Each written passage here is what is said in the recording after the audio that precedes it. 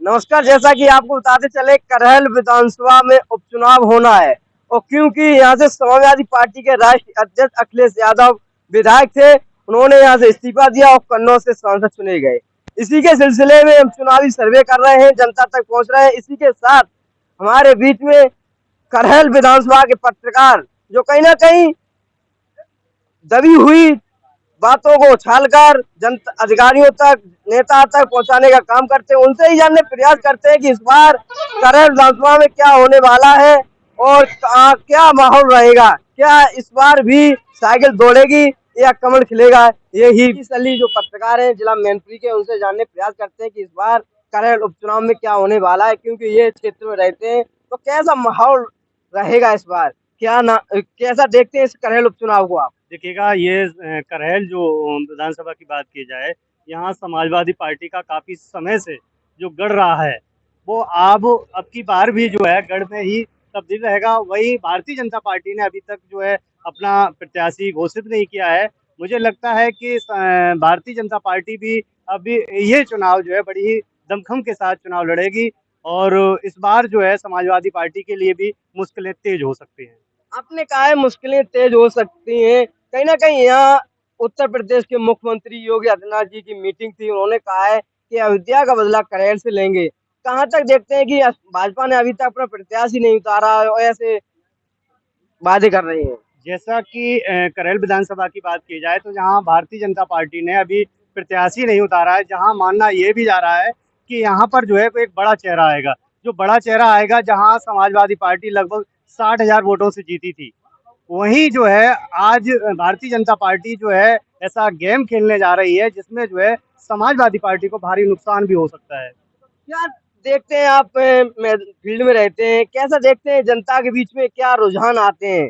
सबसे बड़ी बात यह है कि जनता के बीच में जो हम लोग रहते हैं और हर चीज़ों को देखते हैं, वहीं सवाल सबसे बड़ा ये आता है कि जो समाजवादी पार्टी के जो नेता हैं, वो फील्ड में बहुत कम जाते हैं। भारतीय जनता पार्टी लगातार सेंध लगा रही है, जिसका भी बहुत बड़ा प्रभाव पड़ेगा। तो इस बार क्या होगा, गढ़ में जो समाजवादी पार्टी का गढ़ है, क्या टूटेगा या बरकरार बना रहेगा। अभी तो इस बारे में कुछ भी कहना संभव नहीं है, क्योंकि अभी भारतीय जनता पार्टी ने कोई प्रत्याशी नहीं उतारा है और आने वाला समय क्या रहेगा उसके बाद ही बता सकते हैं।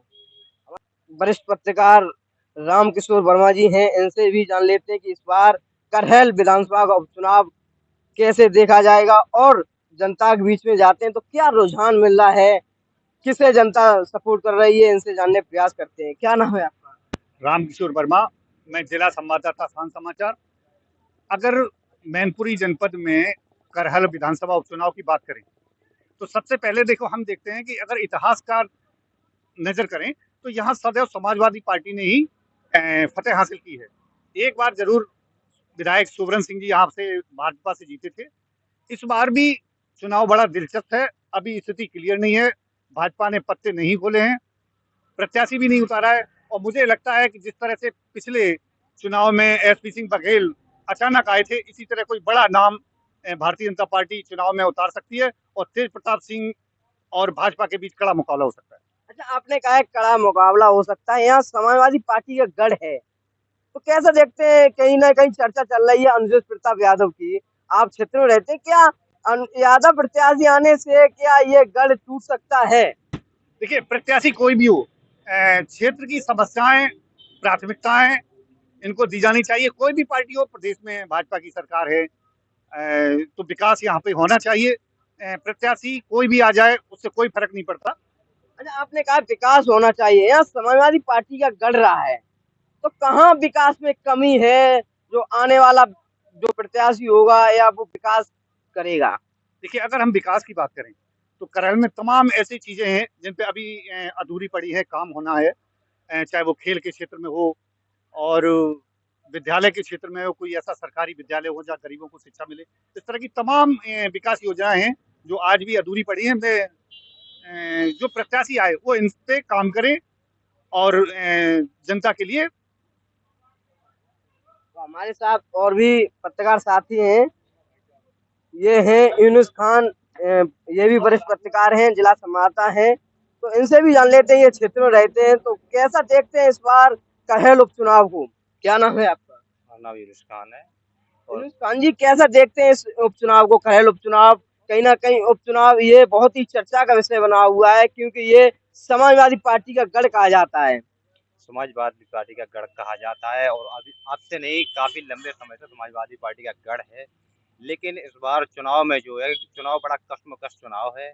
और इस बार जैसे कि आप देखें, यहाँ मुख्यमंत्री अखिलेश अखिलेश यादव यहाँ से विधायक थे और उन्होंने इस्तीफा दिया। उसके बाद में आज समाजवादी पार्टी ने अपना प्रत्याशी तेज प्रताप यादव को घोषित किया, जो कि आज नामांकन करने भी पहुंचे हैं। और वहीं अगर भारतीय जनता पार्टी की बात की जाए तो भारतीय जनता पार्टी ने अभी भी अपना कोई प्रत्याशी घोषित नहीं कर पाया है। कहीं ना कहीं भारतीय जनता पार्टी एक बड़े अ, बड़े मूड में है और बड़े ही पत्ते खेलने के दाव में है।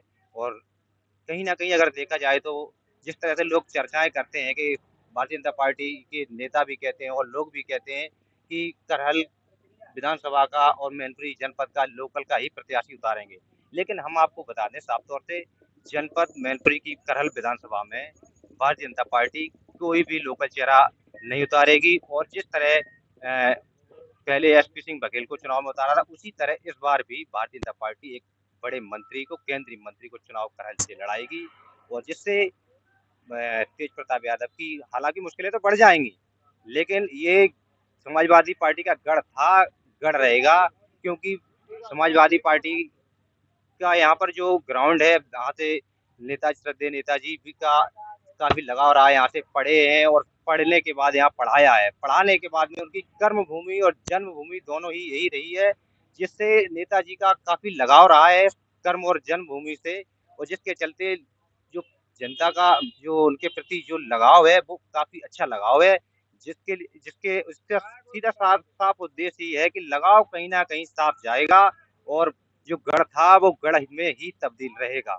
अच्छा, आपने कहा गढ़ था, अगर बाहर से प्रत्याशी आता है, बाहर से, तो कैसा यहाँ के भाजपा कार्यकर्ता क्या रुष्ट होंगे, या लोकल का ही प्रत्याशी यहाँ से प्रताप की बराबरी कर पाएगा?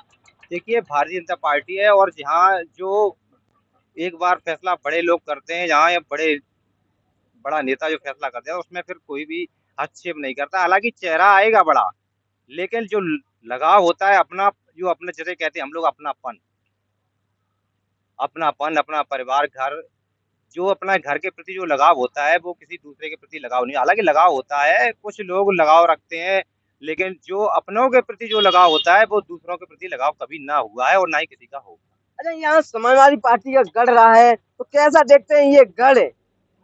इस बार यहाँ पर कई मुख्यमंत्री, उप मुख्यमंत्री का दौरा भी हो चुका है, और यहाँ पर दौरा होने के बाद वो ये कहते हैं कि अयोध्या का बदला एक करहेल से लेना है। क्या वो ले पाएंगे या केवल वादे? देखिए, ये सारे फैसला जनता जनार्दन करती है और पब्लिक को जो समस्याएं होती हैं, समस्याओं का जो समाधान करता है, जो समाधान करता है समस्याओं का, उसी के तरफ पब्लिक मूवमेंट होती है। और जहाँ यहाँ कर देखा जाए तो अभी से नहीं, जब से नेताजी राजनीति में आए हैं, जब से लेकर जनपद मैनपुरी के लिए उन्होंने कहीं ना कहीं जितने भी विकास कार्य किए हैं, तो समाजवादी पार्टी ने जनपद मैनपुरी के सारे विकास कार्य किए हैं। और जो यहाँ की जनता चाहती है वो, और चाहा उन्होंने, वो सारा सब कुछ समाजवादी पार्टी ने करहल में और मैनपुरी में देने का काम किया है। जिसके चलते यहाँ पर कोई आता है ना, आने जाने से किसी के फर्क पड़ सकता है, लेकिन आप ये कहें कि करहल विधानसभा सीट से कोई दूसरा प्रत्याशी आकर और यहाँ से चुनाव जीत जाए, ये संभव ना ही था और ना ही होगा। और हमारे साथ अब्दू समाचार के जिला संवाददाता, और कहीं ना कहीं अपना भी एक प्लेटफॉर्म चलाते हैं, कई जिलों में इनके वो चैनल प्रसारित हैं, और ये संपादक है चैनल के। चैनल का नाम साइमुल हसन जी है, और चैनल का नाम क्या है सर? 24 न्यूज एसटी वायदा सच का। कहीं ना कहीं वायदा झूठ भी हो जाता है, लेकिन इनका वादा सच का रहता है। तो इनसे ही जाने प्रयास करते हैं कि इस बार करहल उपचुनाव में क्या वादा सच का रहेगा या झूठ का रहेगा, क्योंकि जो नेता वादा करते हैं तो उसमें से 100 वादों में से एक वादा सच जाता है और 99 वादे झूठे होते हैं। इसी के साथ हमारे न्यूज के भी संपादक हैं जिनका वादा सच का है। तो देखते हैं इस बार क्या उपचुनाव में वादा सच करेंगे या झूठ। कैसा देखते हैं इस करहल उपचुनाव को? करहल उपचुनाव जो है समाजवादी पार्टी का अवैध किला रहा है, इसे ध्वस्त करना निश्चित तौर पर नामुमकिन है। और जहां तक बात करी जाए, जैसे मुख्यमंत्री जी आए थे और थोड़ा इसको नीचे करें, मुख्यमंत्री जी आए थे और उप मुख्यमंत्री जी आए थे, उसमें कुछ ऐसी शिलाएं पट्टिका थी जो काम बहुत पहले हो चुके थे और अब उनका लोकार्पण और शिलान्यास किया गया। तो इसमें भी कमियां हैं, तुरंत को तुरंत उठा के शिला पट्टिका रख दी और वहां नहीं लगी। तो इस तरीके की हमने जानकारी भी करी, खुद गए भी। हालांकि देखिए, जिस तरीके से हम बात करें, समाजवादी पार्टी के जो प्रत्याशी हैं, पूर्व सांसद तेज प्रताप यादव निश्चित तौर पर बहुत ही भोले भोले जिसे कहते हैं भोला भंडारी, और उनका स्वभाव क्या है, सरल स्वभाव के व्यक्ति हैं, सरल स्वभाव के व्यक्ति हैं। और उनका व्यक्तित्व निश्चित तौर पर बहुत अच्छा है। कोई भी मिलने जाता है तो मिलते हैं।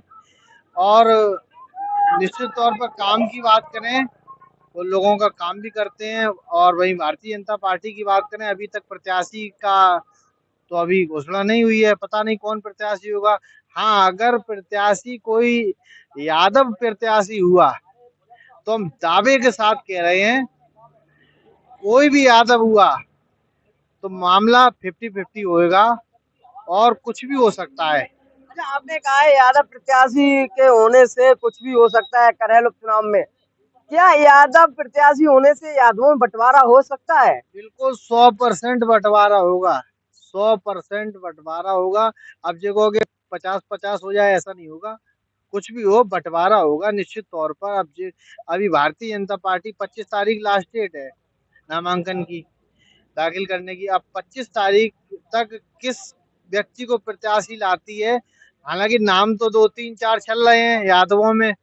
क्या क्या नाम चल रहा है, नाम बता अब दें। नाम हम नहीं बताएंगे अपने मुंह से, क्योंकि हो सकता है कि ऐसा नाम चल रहा है वो हम ऑन कैमरे पे नहीं जानकारी देंगे, ना बताएंगे। हमारी जानकारी में है, अगर वो व्यक्ति आता है तो करहल विधानसभा का जो किला जो है तो ध्वस्त हो भी सकता है। अच्छा, ध्वस्त हो भी सकता है यादव के प्रत्याशी आने से। हाँ, यादव आया तो। अगर अन्य कोई बिरादरी का प्रत्याशी आता है तो क्योंकि फिर नहीं बात अच्छा, बनेगी। अभी तक भाजपा ने अपना प्रत्याशी नहीं उतारा है, इससे कितना समाजवादी पार्टी को फायदा होगा या नुकसान? समाजवादी पार्टी को नुकसान, आप कह रहे हैं नुकसान या फायदा होगा? नुकसान नहीं हो रहा है, समाजवादी पार्टी को फायदा हो रहा है। प्रत्याशी देर में उतार रही है, क्योंकि उनकी जो जो सोच है, जो रणनीति है, वो हर आदमी नहीं जानता है। जिस तरीके से अचानक जो मंत्री को, केंद्रीय मंत्री एसपी सिंह बघेल को लाए थे और डायरेक्ट वहां पहुंचा दिया था, उस समय अखिलेश जी जो 67,000 वोटों से जीते थे 67,000 वोटों से जीते थे। अब अब ये देखना है कि जो निश्चित तौर पर मुकाबला जो है कड़ा रहेगा, क्योंकि सबसे बड़ी बात आती है, भारतीय जनता पार्टी का जो पदाधिकारी है वो हू हल्ला नहीं करता है, न चिल्लाता है, चुपचाप जाएगा, अपने चुपचाप जाके मिलेगा, काम करे आएगा और अपनी पार्टी की पार्टी की जो रणनीति है और जो योजना है वो तरीके से बताता है। भारतीय जनता पार्टी का कार्यकर्ता, अब समाजवादी पार्टी के कार्यकर्ता में हु होती है, तो ये कमी है। अच्छा, आपने ऊ का शब्द लिया, कहीं ना कहीं इस पर प्रोफेसर राम गोपाल यादव ने कहा है कि जो सेपई में कार्यक्रम था कि ये इन लोगों की वजह से ही आज हम पार्टी में मतलब अपनी सरकार नहीं बना पाए। क्या ये यू के कारण, ये समाजवादी पार्टी अभी तक उभर नहीं पा रही है? बिल्कुल सही कहा आपने।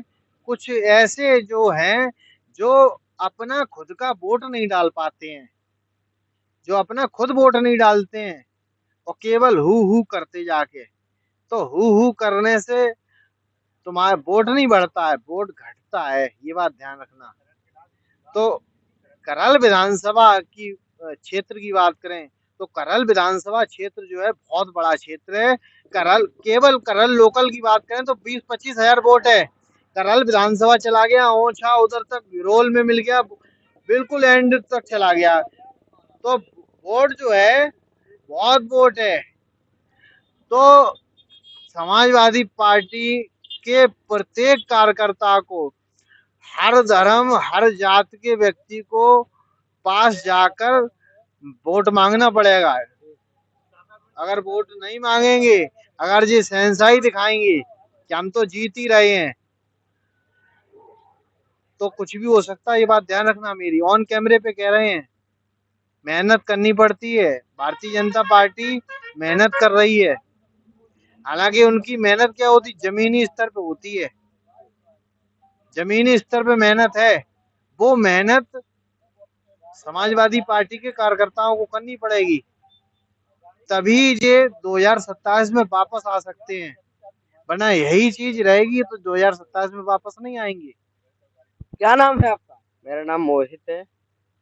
मोहित, आप इस करहल विधानसभा में भ्रमण कर रहे हैं, तो कैसा देखते हैं इस करहल उपचुनाव को? और कहीं ना कहीं ये समाजवादी पार्टी का गढ़ कहा जाता है, ये गढ़ हुआ कैसे?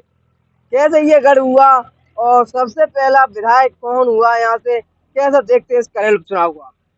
आपको बता दें, समाजवादी पार्टी का गढ़ ये इसलिए कहा जाता है क्योंकि करहल से लगभग 5-6 किलोमीटर की दूरी पर सैफई है और कहीं ना कहीं करहल और सैफई वालों की कनेक्टिविटी होने की वजह से इसको समाजवादी का गढ़ कहा जाता है। और दूसरी बात, यहाँ पर जो भी विकास हुआ है वो समाजवादी पार्टी का हुआ है। चाहे मान लीजिए यहाँ पर जब से विधायक सांसद जो भी हुआ है वो समाजवादी पार्टी का हुआ, इसलिए यहाँ पर विकास उन्होंने ही कराया है, क्योंकि बीजेपी का कोई भी यहाँ पर विधायक या एमपी नहीं था, तो बीजेपी नहीं कराया है। इसीलिए यहाँ की जनता समाजवादियों से जुड़ी हुई है। और यहाँ पर एक चीज और है, यहाँ पर सपा का ही गढ़ इसीलिए कहा जाता है क्योंकि यहाँ पर जो यादव बाहुल है, वो यादव का वोट बैंक ज्यादा है, तो यादव का झुकाव समाजवादी पार्टी की तरफ है और यादव वोट समाजवादी पार्टी को देता है, तभी यहाँ से प्रत्याशी विजयी पाता है। हाँ, अगर बीजेपी पार्टी यादव प्रत्याशी किसी को उतारती है तो कहीं ना कहीं टक्कर है, परंतु यादव वोट कहीं नहीं कटेगा, वो समाजवादी का ही है, क्योंकि वो अपने मानते हैं कि अगर बीजेपी में जाएंगे तो बीजेपी में गिनती नहीं होती है, अगर सपा में जाते हैं तो सपा में हम यादव हैं, इसलिए हमें यादव की नाते से उसमें वोट की गिनती होती है। इसलिए यहाँ पर यादव बाहुल क्षेत्र है, तो यादव को वोट देकर यहाँ से इसलिए समाजवादी पार्टी विजयी हो जाती है। ये आपने कहा समाजवादी पार्टी विजयी हो जाती है, तो कैसा देखते हैं? इस बार भाजपा ने अभी तक अपना प्रत्याशी नहीं उतारा है, तो कैसे देखते हैं? समाजवादी पार्टी का प्रत्याशी घोषित हो चुका है, आज नामांकन भी है, परंतु अभी तक बीजेपी ने अपना प्रत्याशी नहीं उतारा है। इसके पीछे भी कहीं ना कहीं बीजेपी अपनी बड़ी चाल चलने के लिए तैयार है। क्या करेगी अब वो तो बीजेपी जाने। अगर कोई प्रत्याशी लोकल का आता है तो यहाँ पर टक्कर है, अगर कोई प्रत्याशी अगर बाहर का आता है तो फिर यहाँ पर कोई टक्कर नहीं है, तो फिर यहाँ की जनता अपने लोकल के प्रत्याशी को वोट करेगी, चाहे वो किसी भी पार्टी का हो। तो ये हमारे साथ